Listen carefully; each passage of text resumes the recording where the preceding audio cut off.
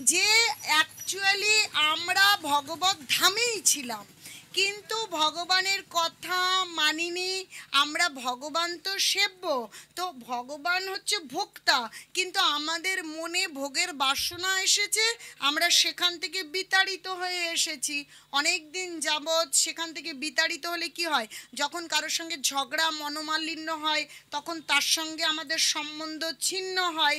সম্বন্ধ ছিন্ন হলে পুনরায় সম্বন্ধ হতে অনেক সময় লাগে, আমরা একটু ঘুরে থাকি, সেদিক ভালো করে কথা বলি না, সম্বন্ধ তৈরি করি না। তো ভগবানের সাথে আমাদের সেইরূপ একটা বিষয় ঘটে আছে।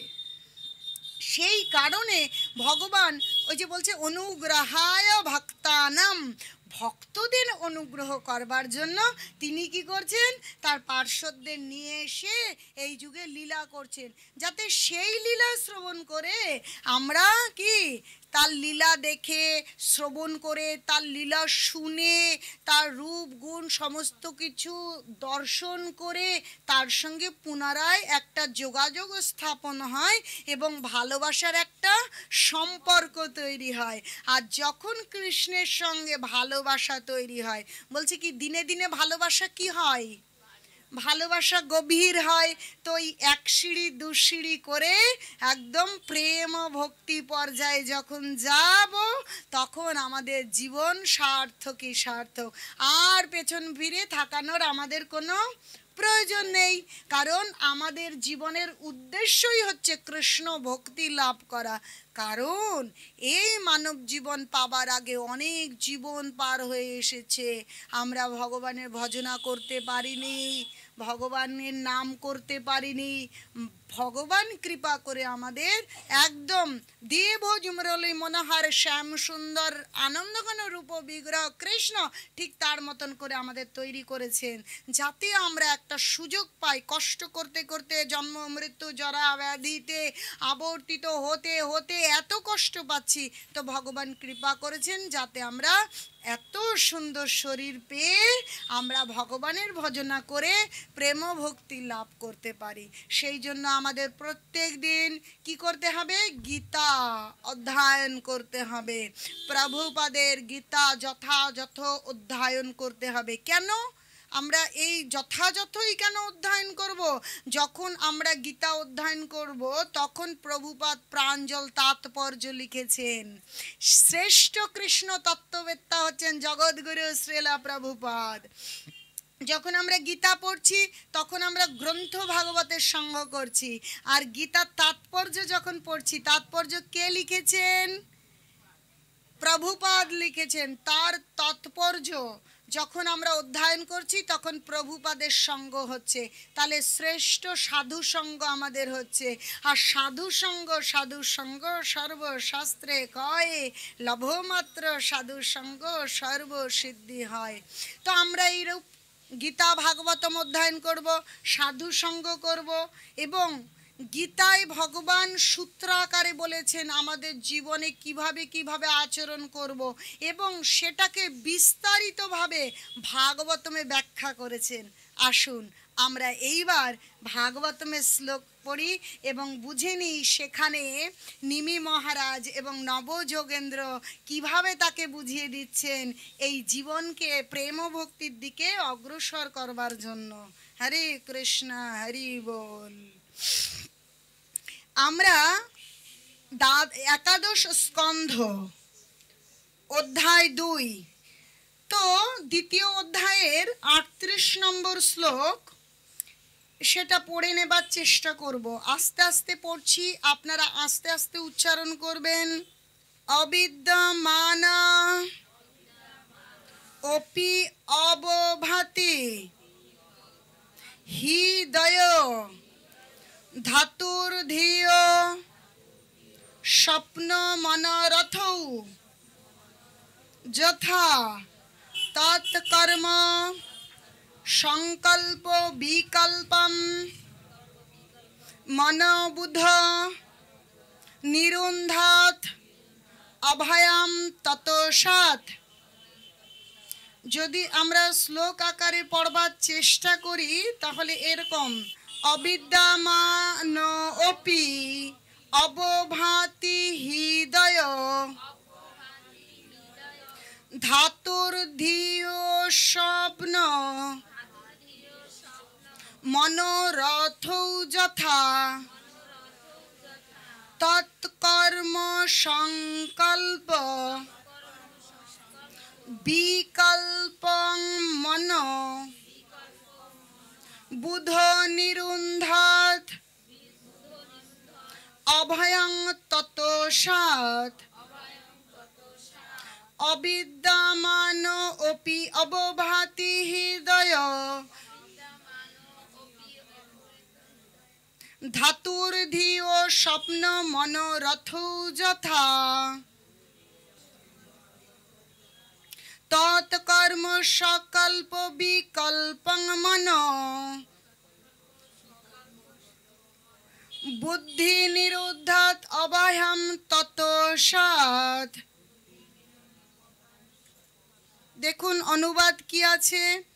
জড় জাগতিক পৃথিবীতে দ্বৈত ভাব যদিও শেষ পর্যন্ত থাকে না, তা সত্ত্বেও বদ্ধজীব তার নিজের সংকীর্ণ বুদ্ধিবৃত্তির প্রভাবে সেই দ্বৈত সত্তাকেই প্রকৃত সত্তা বলে মনে করে। ভগবান শ্রীকৃষ্ণের সত্তা থেকে পৃথক বলে প্রতিভাত এই জগৎটির কল্পনাশ্রিত অভিজ্ঞতাকে স্বপ্ন দর্শন এবং কাল্পনিক অভিলাষীদের সঙ্গে তুলনা করা যেতে পারে। বদ্ধজীব যখন রাত্রে কোনো অবাঞ্ছিত কিংবা ভয়ঙ্কর স্বপ্ন দেখতে থাকে কিংবা যখন সে দিবা স্বপ্ন দেখতে থাকে যে কোন বিষয়টি সে পেতে চায় অথবা বর্জন করতে চায়, তখন সে এমন একটি বাস্তবতা সৃষ্টি করতে থাকে যেটি তার নিজের কল্পনার বাইরে একেবারেই অস্তিত্বহীন। মনের প্রবণতাই এমন যে ইন্দ্রিয় পরিতৃপ্তির অনুকূলে নানা বিষয় গ্রহণ কিংবা বর্জনের চিন্তা চলতে থাকে। সুতরাং মন যাতে শ্রীকৃষ্ণবিহীন কোনো কিছু চিন্তাভাবনা দর্শনের মোহমায়া থেকে নিরাসক্ত হতে পারে, বুদ্ধিমান মানুষ সেভাবেই মনকে নিয়ন্ত্রণ করবে। এবং যখন মন এইভাবে নিয়ন্ত্রিত হয় তখন মানুষ যথার্থ ভয় শূন্যতার আনন্দ আস্বাদন করতে পারে। বিষয়টা বুঝে নিতে হবে, একটু গুরুগম্ভীর বিষয় আছে, একটু একটু করে বুঝি।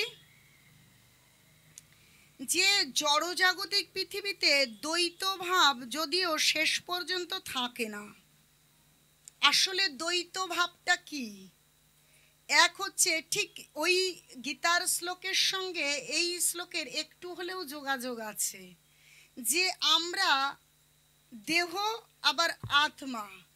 আমরা এই যে দেহজাত যে প্রবৃত্তি, দেহজাত প্রবৃত্তিতে আমাদের একটা সংসার, স্ত্রী পুত্র কন্যা স্বামী বাবা মা ভাই বোন এরকম একটা সংসার, তারপরে সেখানে আমার ভালো লাগা মন্দ লাগা, এই একটা বিষয়। আবার আমাদের যে প্রকৃত আমি কৃষ্ণের নিত্য দাস, সেখানে আমার স্বরূপ উপলব্ধি হচ্ছে আমি অংশ, আমাকে ভগবানের সেবা করতে হবে। এই যে দুটো ভাব, আমরা অনেকে এরকম চিন্তা করতে পারি যে আমরা ভগবানের প্রেম ভক্তিও লাভ করব, আবার এদিকে জড়জাগতিক ইচ্ছে ভালো লাগাকে আমরা সেই ভালো লাগাকেও প্রাধান্য দেব। এই দুটো ভাব বলে না, দু নৌকায় যদি পা দেই কি হবে? একটা সময় কি হবে? আমরা সুস্থ থাকতে পারবো না। তাহলে বিষয়টা কেমন? তার মানে কি বলতে চাইছে যে সংসার, স্বামী স্ত্রী সন্তান পরিজন এই সমস্ত থেকে নিজে একদম সন্ন্যাসী হয়ে বা বনের দিকে চলে যাব, এরকম বিষয়টা? আসলে বিষয়টা কেমন? বিষয়টা হচ্ছে আমাদের স্বামী স্ত্রী সন্তান ঘর বাড়ি আত্মীয় পরিজন দেহ সম্বন্ধীয় বিষয় সব কিছু থাকবে, কিন্তু তার প্রতি আমরা আসক্ত হব না। বিষয়টা উদাহরণ ছাড়া সুন্দর করে বোঝা সম্ভব নয়। আমরা যদি দেখেছেন কোনো বাড়িতে পরিচারিকার কাজ করি, আমরা যদি কোনো বাড়িতে ধরুন পরিচারিকার কাজ করি, তাহলে সেখানে গিয়ে আমরা সেই বাড়ি পরিষ্কার পরিচ্ছন্ন করি, সেই বাড়ির ভালো মন্দ চিন্তা করি, সেই বাড়ির বাচ্চাদের স্নান করাই, খাওয়াই, সব কিছু সেই বাড়িতে করি, তাই তো? করি তো, নিজের বাড়ির মতনই করি। কিন্তু মন কি সেখানে থাকে? মন কোথায় থাকে? মন থাকে আমার নিজের বাড়ির দিকে। ওখানে আমি আমার কাজ করি, আমার কর্তব্য সেখানে দেখা, কাজ করা, তাদের সন্তানকে প্রতিপালন করা, দুধ খাওয়ানো, তাদের ভালো মন্দ দেখা, কিন্তু মন থাকে আমার বাড়ি। কখন আমি বাড়ি যাব, কখন আমার সেই সব কিছু আমি বুঝবো, যাব, শান্তি পাবো, আনন্দ পাবো, এরকম মনে মনে চিন্তা থাকে। তাহলে আমাদেরকেও সেটা বুঝতে হবে। আমরা যে আজকে স্ত্রী, পুত্র, বাড়ি, ঘর, কত এই দেহের সম্পর্কিত বিষয় পেয়েছি, কিন্তু আসলে এখানে আমি জাস্ট একজন পরিচারিকা, মানে আমি একটা দায়িত্ব পেয়েছি। কিন্তু আসল বাড়ি হচ্ছে আমার ভগবানের ধাম, আসল জায়গা হচ্ছে আমার ওখানে। তাহলে আমার ওখানে জায়গা বলে এসব ছেড়ে দিলে তো আমার চলবে না, কারণ আমি এখানে দায়িত্ব পেয়েছি, এটা আমার ডিউটি। তাহলে আমাকে এদের প্রতি যা কর্তব্য আছে আমাকে করতে হবে। কিন্তু মন কোথায় থাকবে? মন কিন্তু সেখানে থাকবে। তাই গীতায় দেখুন বলছে, মন মনা ভাব মদ ভক্ত, যে মনটাকে তুমি আমাকে দিয়ে দাও। দেখুন তারপরে কি বলছে, যে ভগবান শ্রীকৃষ্ণের সত্তা থেকে পৃথক বলে প্রতিভাত এই জগৎটির কল্পনা আশ্রিত অভিজ্ঞতাকে স্বপ্ন দর্শন এবং কাল্পনিক অভিলাষাদির সঙ্গে তুলনা করা যেতে পারে। আমরা ভগবানকে বাদ দিয়ে যদি এই জীবনে আমাদের নিজস্ব ভালো লাগা, নিজস্ব ইন্দ্রিয় তৃপ্তির বিষয়কে প্রাধান্য দিই, সেই বিষয়টা সম্পূর্ণ স্বপ্নে যখন আমরা দুঃস্বপ্ন দেখি, ভয়ঙ্কর কিছু দেখি, তাই তো, দেখে আমরা অনেক কষ্ট পাই, কিন্তু পরক্ষণে বুঝতে পারি ওটা আসলে বাস্তব ছিল না। তো আমরা এই জগতে জন্মগ্রহণ করছি, জন্মগ্রহণ করে আমরা আমাদের শরীর সম্বন্ধীয় যে বিষয়গুলো করছি, যে ভালো লাগাকে আশ্রয় করছি, সেই বিষয়গুলো আসলে আমাদের মন সংকল্প করছে আর বিকল্প করছে। কি করে আরও বেশি বেশি ভোগ করব, আরও কি করে ইন্দ্রিয় তর্পণ করব, আরও বড় বাড়ি বানাবো, এখন 2 চাকা আছে 4 চাকা, আরও বেশি গাড়ি হবে, আরও বেশি এসব বিষয় হবে। এই সব ভেবে আমাদের মন সব সময় সংকল্প আর বিকল্প করছে, মন এরকম করছে। কিন্তু আমরা একটা সময় বুঝতে পারবো কেবল সারা জীবনের মৃত্যু এসে যাবে, তো কারণ অবশ্যম্ভাবী মৃত্যু, যে দেহ ধারণ করলে মৃত্যু অবশ্যম্ভাবী। মৃত্যু আসার আগে বা পরে, যে কোনো সময়, পরে নয় আগে, আমরা বুঝতে পারবো যে সারাটা জীবন কি করলাম, কি করলাম, কীরকম, যে ছেলে মেয়ে সংসার, ইন্দ্রিয় তর্পণের জন্য সংসার তৈরি করলাম, বিবাহ করলাম, সন্তান হলো, তাদের প্রয়োজন মেটাতে উদয় অস্ত মুখে ফেনা তৈরি করে দিয়ে কি করলাম, খাটলাম, খেটে যেই একটু বুড়ো হলাম, সেই বুড়ো মরলেই বাঁচি। যে একজন ভালো চাষি চাষ করে সংসার প্রতিপালন করে, কিন্তু যখন সে বৃদ্ধ হয় তখন একটা বোঝার মতন তার সন্তান সন্ততি পরিজনদের জন্য। যেমন বুড়ো বলদ গরু,